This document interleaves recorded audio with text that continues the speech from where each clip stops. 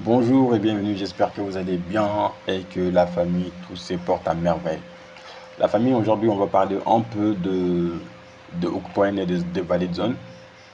Malheureusement, il y a beaucoup de gens qui traitent, qui connaissent toujours pas les valid zones, etc., etc.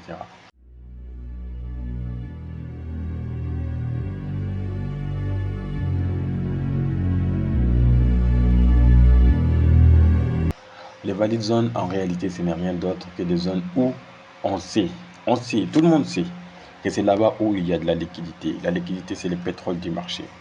Donc, souvent, il y a des impulsions, par exemple, souvent, il y a des émotions aussi qui vous permettent de prendre des trades qui ne sont pas à prendre. Souvent, c'est les faux mots. C'est mélangé, c'est mélangé. Il y a beaucoup d'émotions dans le game.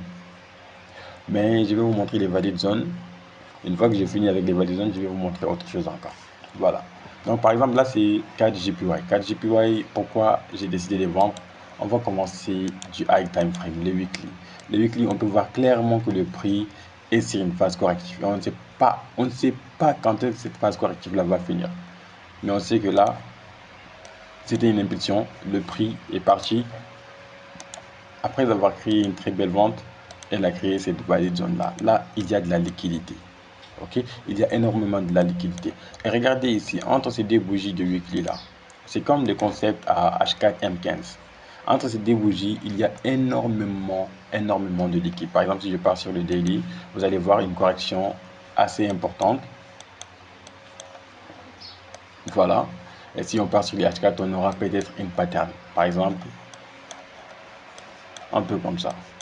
Voilà. Là, on a une pattern aussi clean. Et vous voyez, cette pattern-là, c'est quelque chose qu'on sait qu'il y a eu pas mal de liquidité qui a été créée ici. Donc, cette zone-là aussi est une zone valide. Vous voyez, c'est comme ça qu'on trouve les zones valides. C'est comme ça.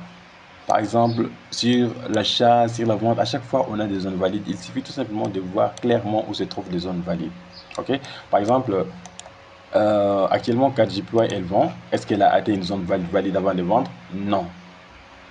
Elle n'a pas atteint les zones valides, mais elle a atteint certaines zones telles que des inflection points, etc., etc. Et les inflection points aussi, elles sont importantes pour les prix. Par exemple, on sait très bien que nos zones valides, c'est là. L'avant-dernier et le top one, c'est ici. Et après, il y a cette zone-là. Mais celle-là, c'est les zones de l'impulsion. Désolé, celle-là ne nous intéresse pas pour l'instant. Donc, quand le prix a vendu, regardez toutes ces zones-là. Ce sont tous des zones. Il y a beaucoup de zones ici. Donc, on va tout simplement prendre la zone qui a été idéale. Par exemple, si je mets ma ligne ici, je dis OK, le prix n'est pas revenu ici. Ici encore, OK, le prix n'est pas revenu. Mais ici, le prix est bel et bien arrivé à ce niveau-là.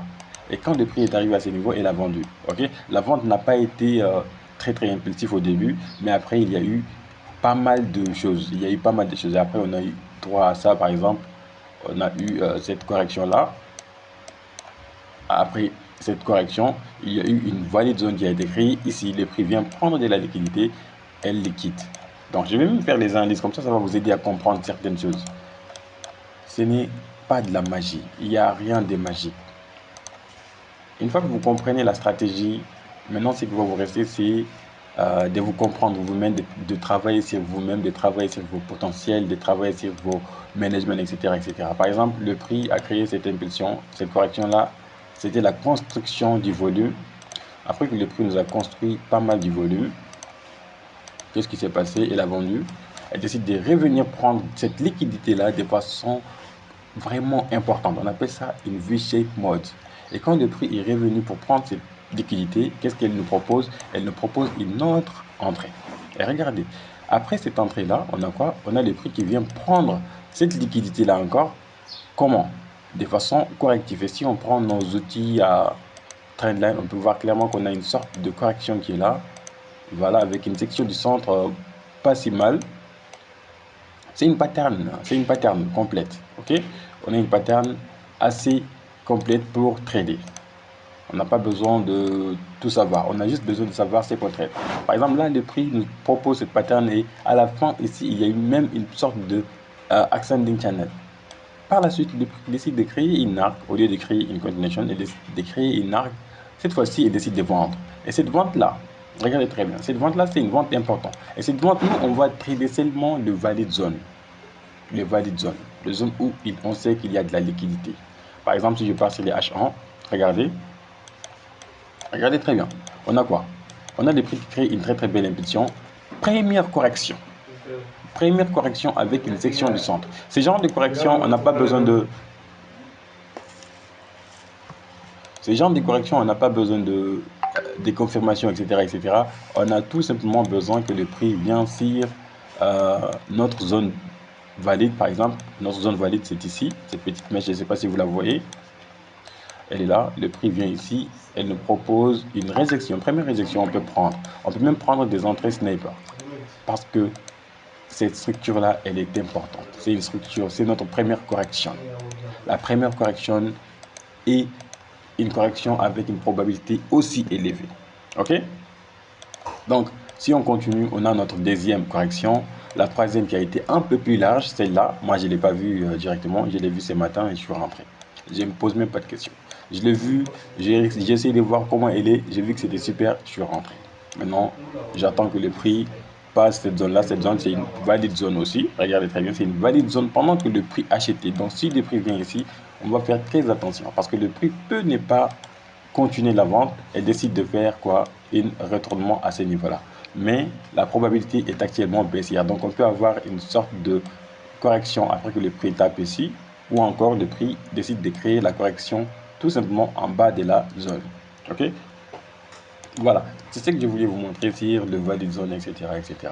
Mais concernant ce que je voulais vous enseigner encore, c'est l'espoir. L'espoir dans le trading est très difficile. Hein.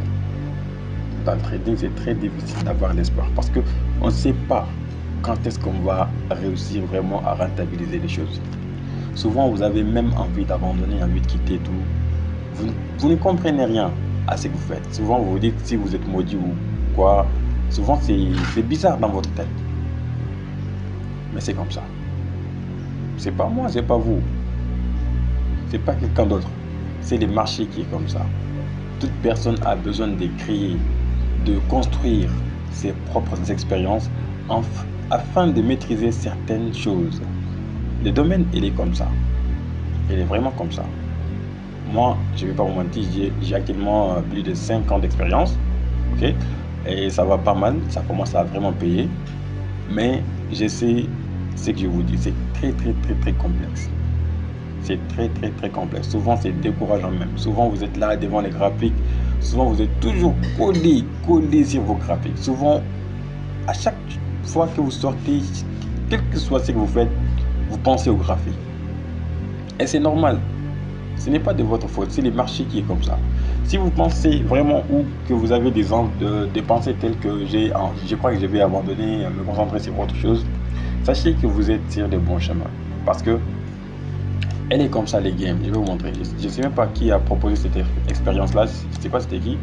Mais quand on commence le trading, on a une certaine motivation. On a une certaine confiance, confidence. Genre, on pense que rien ne peut nous arrêter. On va se faire de l'argent. C'est ça notre confidence. Par exemple, imaginons que c'est des confiances. Les graphiques de confidence. Ok?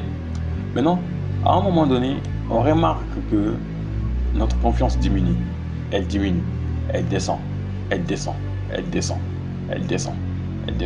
Pendant que notre confiance était là, notre knowledge, notre savoir était ici. Pendant que notre confiance descend, notre savoir monte. Le savoir monte et que la confiance baisse. Au lieu d'avoir confiance le moment où vous avez vraiment besoin d'être confiant, non, votre confiance elle diminue. Elle diminue très fortement souvent. Il y a certaines de la confiance elle diminue du premier coup. Tu viens avec un capital de 100, 200, une confiance absolue, boum, ça chute. Mais d'autres, ça part petit à petit. Maintenant, ce qu'il faut comprendre, il faut savoir que au moment où votre savoir était là et qu'il montait, et pendant cela, votre confiance diminue.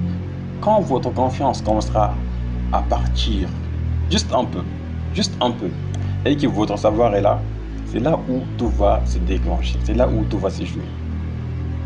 C'est là où tout va se jouer. Maintenant, c'est durant ces phases-là que vous avez envie d'abandonner. Vous avez envie d'abandonner et vous commencez déjà à avoir de l'expérience. Pourquoi vous abandonnez? Au début, vous n'aviez rien, vous n'aviez pas d'expérience. Maintenant que vous avez, par exemple, disons 30% du knowledge et vous avez envie d'abandonner. C'est pas normal, il ne faut pas abandonner ici. C'est pas là qu'on abandonne. On abandonne au début avec zéro knowledge. Avant même de rentrer, on dit je vais pas faire cela. Mais une fois que tu es dedans, tu commences à comprendre. Tu commences à comprendre. Ton savoir augmente. Ta confiance diminue. Continue. Continue toujours. Continue de faire des recherches, continue de cramer des comptes. N'ayez pas honte, il ne faut pas avoir peur de cramer des comptes. Ça fait partie du processus. On ne peut pas se faire de l'argent dans le trading sans en perdre. Ça, c'est impossible. C'est possible à une seule condition. Si vous ne tradez pas pour vous-même, vous donnez votre argent à quelqu'un qui a beaucoup plus d'expérience que vous, il trade pour vous, même ça, c'est des risques parce qu'il peut cramer les comptes. Il est être humain comme nous tous. Ok? Voilà, donc, ce que j'aimerais finaliser, je vais concrétiser et conclure. Just believe on yourself. Croyez en ce que vous avez croyez en ce que vous avez commencé. Croyez comme si c'était aujourd'hui que vous avez commencé. Cette confiance que vous aviez est là. C'est vrai qu'elle a diminué, mais ayez cette confiance encore. Don't be afraid to lose money in the market. Faut surtout pas avoir peur de perdre de l'argent sur les marchés. Ce n'est pas un problème. C'est vrai que ça fait mal, mais ce n'est pas un problème. Une fois que vous comprenez comment se faire de l'argent, je vous assure que vous allez être vraiment fier de ne pas avoir à vendre.